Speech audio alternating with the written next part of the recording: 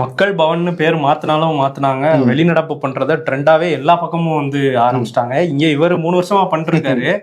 ஆனா இந்த வருஷம் நாங்களும் பண்றோம்னு கேரளால வாக் அவுட் பண்ணாரு பார்த்தோம். இப்ப வந்து கர்நாடக ஆளுநர் தவர்சந்த் கெலாட் அவர் வந்து எனக்கும் இந்த ஸ்கிரிப்ட் பிடிக்கலங்க, வாசிக்க மாட்டேன்னு சொல்லிட்டு கிளம்பியிருக்காரு. அதுல என்னன்னா குறிப்பா வந்து இந்த மகாத்மா காந்தி ஊரக வேலைவாய்ப்பு உறுதி திட்டம் இருக்குல்ல, அதுக்கு விபிஜி ராம்ஜி அப்படின்னு பேர்லாம் மாத்தினாங்க.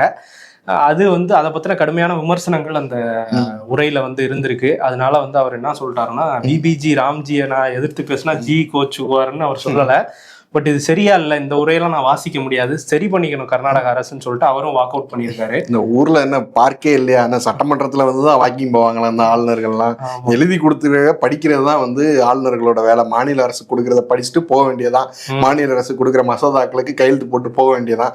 ஆனா அதை பண்ணவே மாட்டேங்கிறாங்க. அது அவங்களா பண்ணல அப்படிங்கிறது நமக்கே தெரிஞ்சா கூட மத்திய அரசோட ஒரு கைப்பாவை மாதிரி வந்து செயல்பட்டு அப்படிங்கறது எதிர்கட்சிகள் சொல்லிட்டு இருக்காங்க.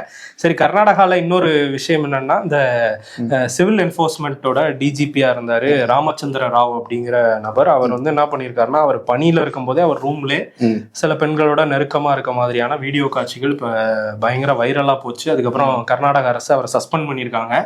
அவர் மேல வந்து துறை ரீதியான நடவடிக்கை எடுப்போம், விசாரணை எல்லாம் நடந்துகிட்டு இருக்கு அப்படின்னு கர்நாடக அரசு தரப்புல சொல்றாங்க. இவர் ஏற்கனவே சர்ச்சைக்குரிய ஆளுதான். இவரோட ஸ்டெப் டாட்டர், இவரோட அவங்க வந்து ரன்யா ராவ்னு ஒரு ஆக்டர்.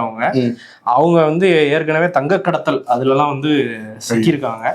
ஸோ இவர் சுத்தி பிரச்சனை இப்போ பெரிய பிரச்சனையாச்சு, டிஸ்மிஸ் லெவல் கூட போகலாம் இவரோட விஷயம்ல அப்படின்னு வந்து சொல்லியிருக்காங்க.